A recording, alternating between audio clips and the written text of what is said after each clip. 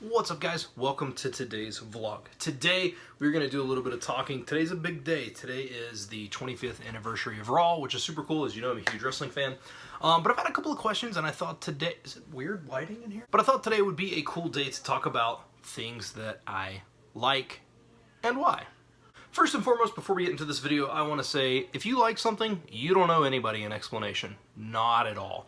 I'm just doing this video because A, I'm a huge wrestling fan, and I had another comment about Esperanto, and I thought I would kind of talk about those two, maybe something else, but these two in particular. So I'm going to start with the wrestling and then go into the Esperanto. So, yeah. First and foremost, I love wrestling. If anybody ever has contacted me in real life, you know that I love wrestling. It's one of my favorite things ever. And first and foremost, again, it's not that you owe anybody an explanation or anything, but I love wrestling because of the nostalgia. Growing up, it's my buddy Andrew, me and him watched it all the time, so it's kind of a thing from like that. Like, we both watched it, and it's like a nostalgia thing. But also, again, just watching it going to school. Wrestling was in a boom in the 90s, in the like early to late 90s, when we would have been watching it going to school and stuff like that. And so a lot of it stuck with me, and especially during some of that era, you had a little bit more of the bad guys that were good, and like there was just a lot to watch and a lot to take in. Really, really compelling storylines, a lot of really crappy storylines as well, but a lot of really, really good stuff. And so that's a lot of it is nostalgia.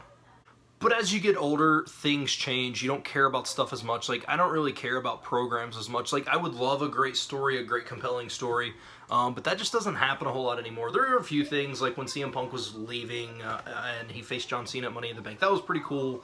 There's a couple of good, decent storylines here and there. Recently, the Chris Jericho, Kenny Omega stuff from New Japan was ridiculously awesome and felt like something straight out of the 90s. So there's a lot of good stuff. But as you get older, things kind of change. And as I got older, the less I cared about programs and the more I cared about the actual artistic side of the art of professional wrestling. Now, wrestling is always looked at kind of weird, and people are like, oh man, anybody can do it. But I assure you, anybody can't do it. There are people who are currently on TV who really can't do it. Not that I can. I'm obviously not in a position to say that. But it is an art form to make it look like you are getting hit and stuff like that. And yes, obviously, spare me the it's fake, because also there's a big difference in fake and predetermined. Something may be predetermined, but a lot of the stuff that they feel is very, very real. I trained to wrestle for a very, very, very, very, very short time, and I'll never forget the day after literally not being able to move because my body was so sore. And I worked with really, really safe people. I worked with a guy around here, a couple of guys around here. Benny Conley helped me a little bit. Like I said, the brief amount of time that I did it, and a dude who actually wrestled by Hercules, really, really, really good dude. So I had really, really safe people teaching me, but it still sucked. So big difference in fake and predetermined. But I love the showmanship of it, and I'm not talking about the average match where it's just nothing but flips and stuff, although I do really love like the Young Bucks and stuff like that. But man, just good technical wrestling, hold to hold. I love how things can go from one spot to another, but it doesn't feel like they're rushing to it. It makes sense. I hate watching stuff now, especially on WWE, and I like WWE programming. I watch the pay-per-views and stuff, but I don't like how you have a guy who has a certain moveset, and each spot has to happen, and the match unnaturally goes to a position where that spot can happen. And I understand they have time to fill and stuff like that, and like, the way that ads work, and they have to go to commercial breaks and stuff, but it's just like, you'll have a guy who has a moveset, and one is like a top rope move and he'll hit it, but then another is an outside dive, so the guy will just immediately roll out and go over there. One of the worst offenders of this that I've found recently, and I love the guy, but I really find Finn Balor's sling blade into his corner dropkick into his coup de grace, whatever it's called. I'm mixing up Big Brother and WWE right now. But anyway, I find it to be one of the most unnatural looking things out there. And so as I progress as a wrestling fan, I've and that's nothing against Finn Balor. I think Finn Balor is a fantastic athlete. But, and if you watch wrestling, you'll probably understand what I'm saying. But, I like the people who make it look real. Yes, I know I could just watch UFC and stuff like that, but it's different, man. I don't know. I really love pro wrestling. And then on the argument of, oh, you know, it's fake and stuff like that, I remember being in a gas station one time, and I was talking to wrestling with a girl that I used to know, or not used to know, I still know. She used to live here. Her name is Adrian, and we were talking, I think it was when she was around. But anyway, the guy at the counter, I was talking to her, and he was like, wrestling, well, you know that stuff's fake, right? And of course, that's literally, as a wrestling fan, what 99% of people say to you. So yeah. So I said, let me ask you a question. Do you watch movies? Well, yeah. You know those are fake, right?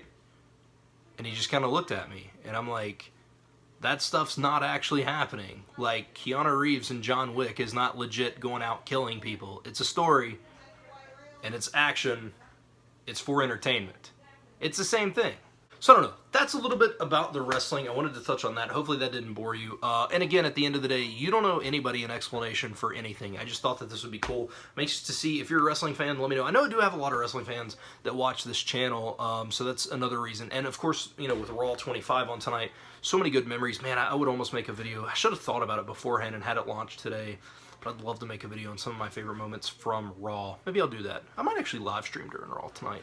I don't know. We'll get to that when it comes. So, but yeah, that is it on wrestling. Onward to Esperanto. The actual question, I think, was somewhere around the lines of, like, what are your reasons for learning it? Or, like, kind of like, why were you drawn to it and stuff like that. But I thought I would kind of group all this together. First and foremost, growing up, I never had any interest in language learning at all. Never cared about it. Took Spanish in high school, failed it miserably. My average for the year was in the 20s, so I had no interest in it. And a lot of that comes from, I don't know what it comes from, because I love Japanese movies, and I would love Spanish movies and stuff like that, but I just never really cared about learning it. And so then I began to hang out with my buddy Evan, which my buddy Evan and I, we were good friends through middle school, spent literally every weekend together. High school, we didn't have any classes until senior year together, so we kind of drifted apart. And then after high school, you know, you kind of drift apart a little bit more, and then he started coming into GameStop, and then I've re-met him, basically, and we started hanging out again. And anyway, so it was actually the year 2009, and I know that because it's when I originally moved to my apartment over in Bluefield, but I remember we were watching movies, and Evan was like, why not learn something? And I was like, man, but I could just watch it with subtitles. And then you go into the whole argument of like, oh man, but subtitles don't always actually tell you what's going on. Like, they're subtitled, but it's not always super accurate and stuff like that. So anyway, I started learning. The very first language I ever tried to learn, stupid me, was Japanese.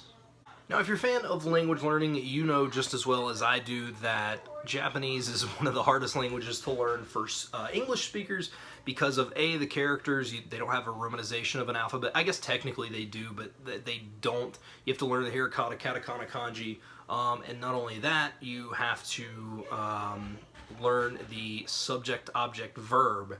So it's not I kicked the ball, it's I the ball kicked. And that sounds really simple when it's smaller stuff, but when it comes to larger sentences, multiple verbs, it can be really, really confusing. Now, I stuck with Japanese probably for about a year. I used a little bit of Rosetta Stone, but at the time, there wasn't a lot of stuff. There wasn't a Japanese for Duolingo course. I don't even know if Duolingo existed at the time. And I stuck with it, and I could talk probably at about a 3, maybe a 4-year-old level. And I obviously have lost that now because I just stopped using it completely. Some of it comes back to me when I read a little bit of it, but like I can randomly remember things like "Nodo ga suite imasu ka?" right, which is like, "Are you thirsty?" I think is something like that. But yeah, so I got to there. But anyway, Noah's doing something in the living room, and they're freaking out about it. Like, good. But he. You gotta come see this. I'm sorry. It's very important. I lost my train of thought. Tracy needed to get me for a second. So I started learning Japanese, and obviously I didn't stick with that because it just got super hard and I never used it.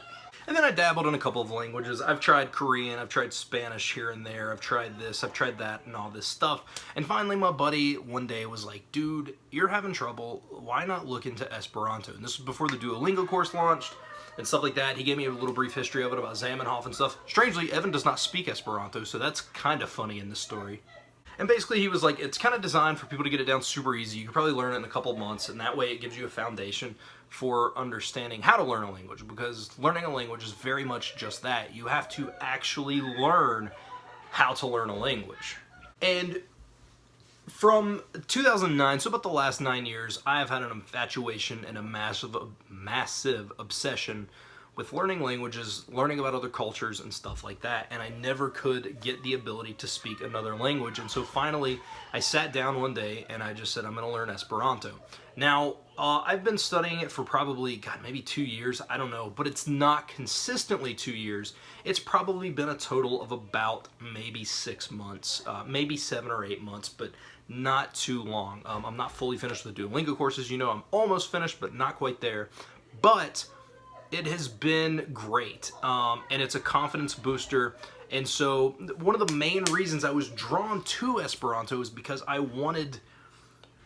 thought that it would be easy enough to learn, which I was correct, and any language technically is, but I wanted something that would give me confidence.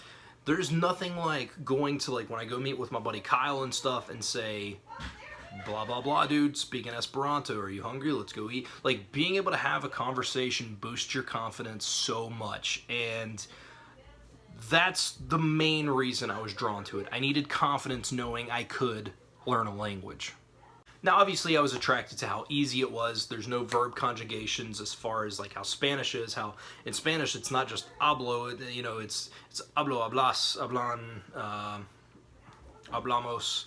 Like, there's so many different things, and so in Esperanto, if you learn 3 conjugations, you can literally formulate almost any sentence that you would want to, which is past, present, and past, present, and future. So you got the is for past, as for present, os for future, and you can say I have or I had done something, or, you know, like I ran, or I am running, or I will run. You can convey just about anything you want. Now, Esperanto does go a little bit deeper, and you can express stuff, like you could say stuff like, now, I'm just learning these words, so I may be incorrect, but you can say stuff like, mi legita, or mi estis legita la libro, right? Like, I had read the book. Like, so you can actually go a little bit deeper. It's not just very simple conversation. You can get very technical, if you want, or if you will, and that's, I don't know, that's huge to me. And like I said, just being able to speak and stuff boosted my confidence. So that's really the main reason that I love Esperanto and wanted to learn Esperanto, is because I wanted confidence, and I wanted something, and I thought it was kind of like a trick to myself. Like, I would learn it for a little bit, and then, you know, but you get trapped in it, man. And I don't mean that bad. Like, you end up loving it, or at least I did. I fell in love with the culture of it, and people go back and forth whether it has culture or not, but that's, you know, whatever, man. If you like it, do it. And so that's kind of where I'm at with Esperanto, man. It taught me that I can learn a language, and because of that, you know, I would consider myself bilingual now, which has always been a goal of mine. I've always wanted to be bilingual.